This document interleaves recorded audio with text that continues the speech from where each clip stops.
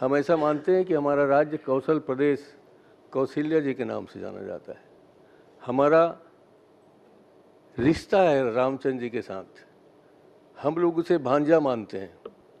और छत्तीसगढ़ में परंपरा है कि हम लोग अपने भांजे के पांव छूते हैं, उसी नाम से छूते हैं कि छत्तीसगढ़ में भगवान राम रहे आए और वो हमारे भांजा हैं, इसलिए हम उनको इस आदर भाव करते हैं। भगवान राम की जन्मभूमि अयोध्या के बारे में तो सभी जानते हैं, लेकिन राम के ननिहाल से बहुत ही कम लोग वाकिफ हैं। और आज न्यूज़ 18 की टीम पहुंची है भगवान राम के ननिहाल यानी चंदखुरी में। छत्तीसगढ़ में ऐसी प्रचलित मान्यता है कि भगवान राम की माता कौशल्या का जन्म दक्षिण कौशल यानी छत्तीसगढ़ में हुआ था। रायपुर से 17 किलोमीटर दूर है चंदखुरी गांव। इस गांव को भगवान राम की मां कौशल्या का जन्म स्थान माना जाता है। पौराणिक काल में महाकौशल के राजा भानुमंत की बेटी कौशल्या का विवाह अयोध्या के राजा दशरथ से हुआ था। विवाह में भेंट स्वरूप राजा भानुमंत ने कौशल्या को 10,000 गांव दिए। इसी भेंट में शामिल था वो गांव जिसमें इस वक्त न्यूज़ 18 की टीम मौजूद है, यानी चंदखुरी, जिसका पुरातन नाम है चंद्रपुरी। आपकी सहजता, आपकी विनम्रता, आपका सादगी भरा व्यवहार भारत में नहीं विश्व में जाना जाता है। और आपकी वाणी से, व्यवहार से जो हम सब लोग सीखते हैं, उससे हम ही अभिभूत नहीं बल्कि देश के अनेक हिस्सों में, विदेश के अनेक हिस्सों में आप चर्चा का विषय बने हुए हैं। माननीय अध्यक्ष महोदय, माननीय राष्ट्रपति महोदय, आपका आगमन छत्तीसगढ़ विधानसभा के लिए ऐतिहासिक अवसर है। जैसा कि आप जानते ही हैं कि ये तीसरा अवसर है जब हम छत्तीसगढ़ के विधायक गण को ये सौभाग्य मिला है। मैं हम सब की ओर से अनुग्रहित प्रस्तुत करता हूं और ये कहना चाहता हूं कि आपका जो उड़ीसा है गृह राज्य और हमारा छत्तीसगढ़, उसमें वर्षों से नहीं सदियों से एक आपसी रिश्ता है।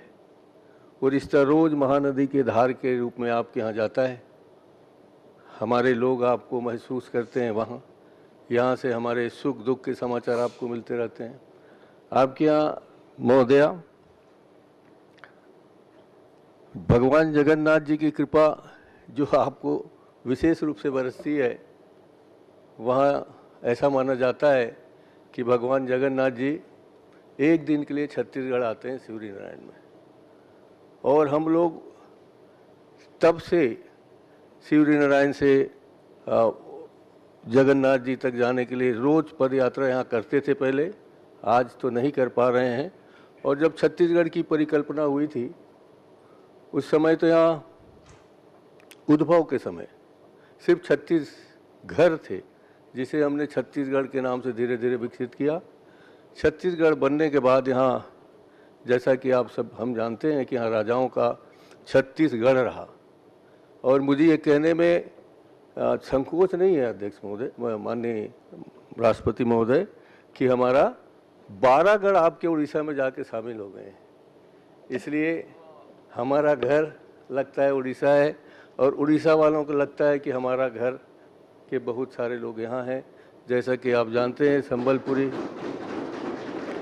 ये संबलपुर, बरगढ़, ये कालाहांडी सब हमारे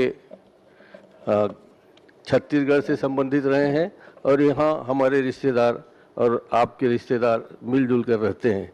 और इसलिए जगन्नाथ जी की कृपा बनी हुई है। ये सौभाग्य का विषय है कि छत्तीसगढ़ से जगन्नाथ जी के लिए चावल जाता है माननीय महोदया, जिसे हम लोग विष्णु भोग के नाम से शुरू किए थे। तो ये हमारे लिए सौभाग्य की बात है। पुरातन काल में हम लोग ऐसे सौभाग्यशाली हैं कि ऐसा माना जाता है कि शिवरी नारायण में माता सबरी ने आदरणीय हमारे सबके पूजनीय रामचंद्र जी को वो मीठे या जूठे बेर खिलाए थे।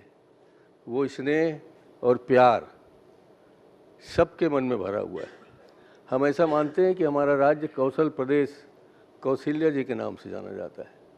हमारा रिश्ता है रामचंद्र जी के साथ, हम लोग उसे भांजा मानते हैं।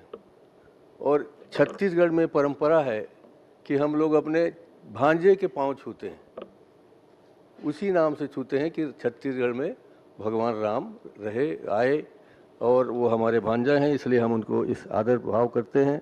और पूरे आध्यात्मिक और सांस्कृतिक धरोहर से हमारा आपका बहुत आत्मीय संबंध है, जिसे हम सब लोगों को स्वीकार करना ही चाहिए। आदरणीय हमारे माननीय अध्यक्ष महोदय की कृपा से आप यहाँ आए, आपने हमें सबको कृतार्थ किया। हम आदरणीय अध्यक्ष महोदय जी को बहुत बहुत धन्यवाद देना चाहते हैं। आदरणीय मुख्यमंत्री जी एक आदिवासी परिवार के हैं माननीय राष्ट्रपति जी, और उस नाते जितनी सहजता और सरलता से यहाँ का नेतृत्व कर रहे हैं, और हम सब लोग सदन में ही नहीं पूरे बाहर भी उनके नेतृत्व को स्वीकार करते हैं। और एक सहज भाव से हम सब छत्तीसगढ़ के उन्नति के लिए मन में एक ही राग है सबका कि हम कैसे मिलकर छत्तीसगढ़ की उन्नति करें। जैसा कि अध्यक्ष जी ने कहा कि हम में मनभेद नहीं है, मतभेद है। हम सब आपका यहाँ उद्बोधन सुनने आए हैं, हमें उससे ज्ञान वर्धन भी होगा हमारा, और हम आगे चल के आपके बताए हुए मार्ग में चलेंगे। आप यहाँ पधारे, उसके लिए मैं हार्दिक अभिनंदन करता हूँ, आपका पुनः स्वागत करता हूँ, और आप सबको आपके हृदय में विराजमान जगन्नाथ जी को स्मृति करते हुए आप सबको प्रणाम करता हूँ।